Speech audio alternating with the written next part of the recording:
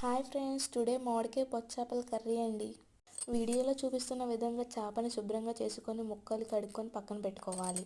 కూరలోకి కావాల్సిన 2 ఉల్లిపాయలను చిన్న ముక్కలుగా కోసి పక్కన పెట్టుకోవాలి. పచ్చిమిరపకాయలు 2 చీలికలు, కొద్దిగా ఉల్లిపండు, కొత్తిమీర, మామిడికాయని ముక్కలుగా కోసి పక్కన పెట్టుకోవాలి. ముందుగా ఒక గిన్నెలో చేప ముక్కలు, తగినంత గల్లుప్పు, తగినంత కారం, అల్లం పేస్ట్ వేసి వీడియోలో చూపిస్తున్న విధంగా కలుపుకోవాలి. 10 నిమిషాలు పక్కన పెట్టి ముందుగా స్టవ్ ఆన్ చేసి బాండీ పెట్టి అందులో 2 గరిటెల నూనె వేసి ఉల్లిపాయ ముక్కలు, పచ్చిమిర్చి ముక్కలు ఒక 5 నిమిషాలు వేగనిచ్చి ఉల్లిబందు వేసి కరివేపాకు వేసుకోవాలి. 2 మినిట్స్ ఫ్రై అయ్యాక ముందుగా కలిపి పెట్టుకున్న చేప ముక్కల మిశ్రమాన్ని వేసుకొని వీడియోలో చూపిస్తున్న విధంగా కలుపుకోవాలి. చేప ముక్కలను గరిటెతో తిప్పితే విరిగిపోతాయి. వీడియోలో చూపించిన విధంగా చేస్తే చేప ముక్కలు అలాగే ఉంటాయండి.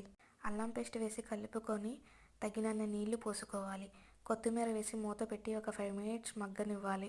ఆ తర్వాత ముందుగా కోసుకున్న మామిడికాయ ముక్కల్ని వేసి ఒక 5 నిమిషాలు ఉడకనివ్వాలి.